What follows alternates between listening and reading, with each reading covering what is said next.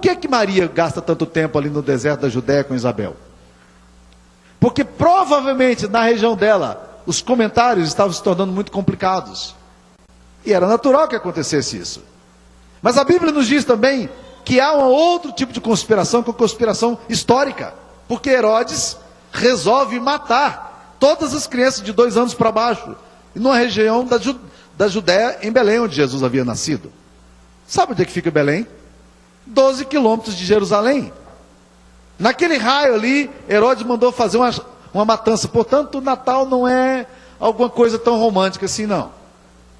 Mas se você ler o livro de Apocalipse, capítulo 12, o texto de Apocalipse 12 vai falar da mulher dando à luz a criança e o dragão pronto para devorá-la. E ali você vai ver mais uma vez que a complicação agora é no nível cósmico. Ou seja, há batalhas espirituais. Satanás não está interessado em ter ali aquela criança, e Satanás está com um problema em relação àquilo. Ele não quer que a criança nasça. Minha filha, se quiser, olha aqui, se quiser levar teu berçário para ele lá, ó, coloque ele lá no berçário que você vai ficar tranquila, tá? Pode colocá-lo no berçário lá que ele fica bem. Tem um berçário jóia lá, eu que esqueci de falar para você. Mas, então, meus queridos irmãos, pense na questão do dragão. Ele não está interessado em que a criança nasça. Por quê? 1 João 3,8 afirma que nisto se manifestou o Filho de Deus, para derrotar as obras de Satanás. Satanás sabia disso? Mas vamos voltar aqui ao texto. Eu quero falar para vocês hoje sobre um dos personagens do Natal. E talvez eu nunca tenha falado sobre esse texto, talvez você nunca tenha ouvido falar sobre isso. Mas qual é o papel de José nesse negócio todo? A Bíblia nos fala aqui sobre José, e é provável que a gente nunca tenha pregado sobre ele, é provável que a gente nunca tenha ouvido um sermão sobre José. Pouco se fala da paternidade dele, da obediência dele, mas esse texto é maravilhoso para a gente poder entender algumas coisas em relação à nossa vida hoje.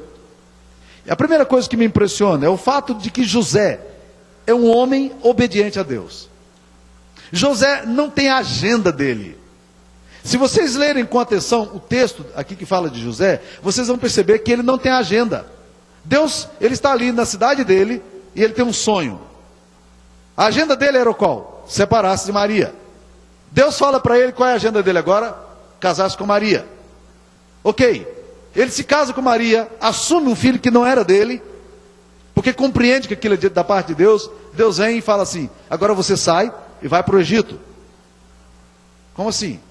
Não, você vai para o Egito porque Herodes vai matar as crianças. Egito? Não. Egito não vou, não. Não dá para ir para a Síria, não? Que é mais perto aqui até, um lugarzinho até mais bonito. Não, é para o Egito que eu quero que você vá. E José sai da parentela dele, José sai da terra dele, vai para a terra de um povo que ele não sabe a língua daquele povo. É um povo que historicamente massacrou o povo judeu, transformando os judeus em escravos durante séculos. E essa questão do ódio racial estava muito presente no meio da Judéia. Deus pega José e diz: sai daqui. José poderia ter argumentado: Senhor, eu tenho uma carteira de negócios. O senhor não está entendendo, não? Eu sou carpinteiro, eu tenho os meus clientes, eu tenho uma profissão, eu tenho família aqui, eu sou um patriota, eu não quero sair do meu país, eu não estou disposto a entrar numa imigração ilegal ou legal, eu não estou interessado nesse projeto. José não argumenta, José simplesmente obedece. E ele fica ali até que venha uma ordem novamente para Jesus, da parte de Deus para José, dizendo: agora você volta. E ele volta, e quando ele chega ali, ele ouve falar que na terra dele, que era a Judéia, Arquelau, o filho do outro Herodes, esse é o Herodes Arquelau, era quem estava reinando.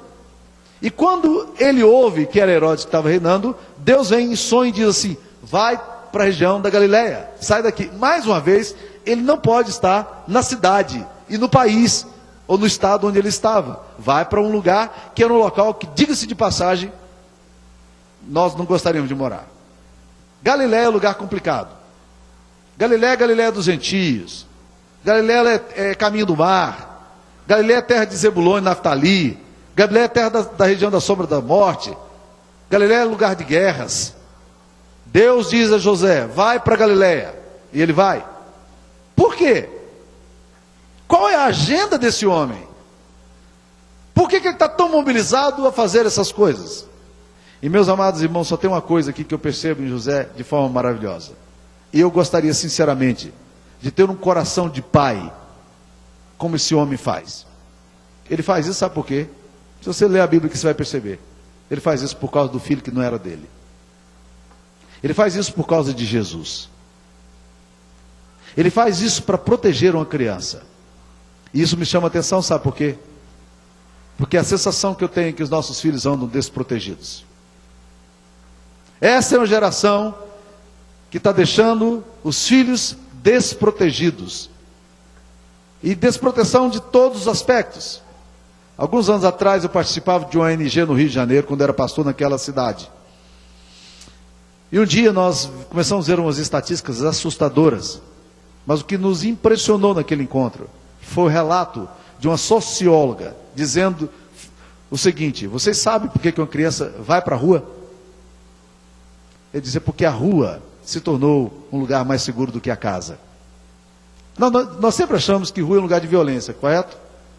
Rua é um lugar de abandono, de abusos sexuais, de exploração comercial. Por que essas crianças vão para a rua? E vivem nos becos, fumando crack? É porque a rua é um lugar mais seguro do que a casa.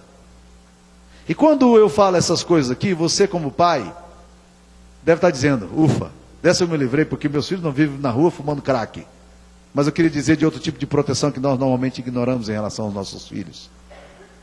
Nós tantas e tantas vezes temos a nossa agenda profissional e nós não negociamos a nossa agenda profissional de forma alguma por causa dos nossos filhos.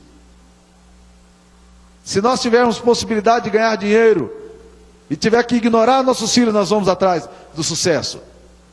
Se nós tivermos um emprego melhor e tiver que sacrificar nossa família, nós vamos atrás desse negócio.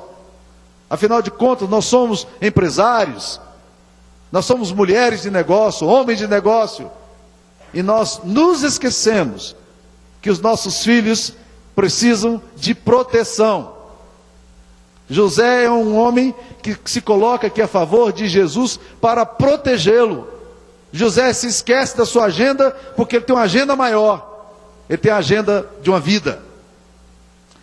Eu não sei se essa informação que eu vou dar para vocês ela é verdadeira ou não, porque eu ouvi de um outro pastor e eu não sei a fonte, e eu quando cito essas coisas, eu fico assim meio em dúvida se eu devo citar ou não.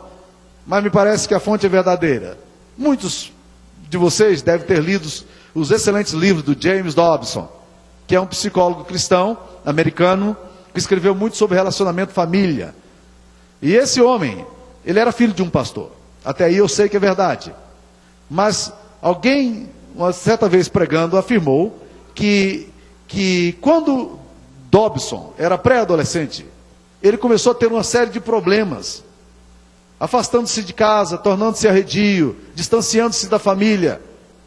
O pai dele, que era pastor de uma grande igreja, um grande e respeitável pregador, chegou um dia para o conselho da igreja dele e disse: irmãos, eu não tenho mais condição de ser pastor dessa igreja.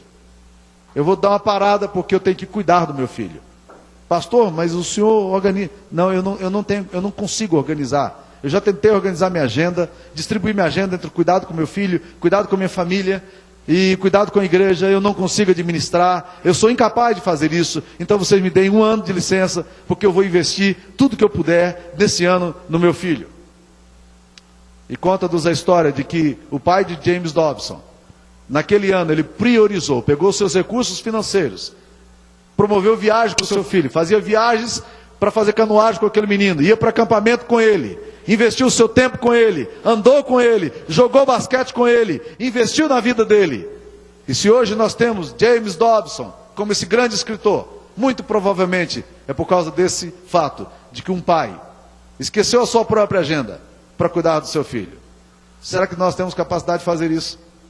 Quando eu leio na vida de José aqui, eu digo, rapaz, é impressionante isso aqui.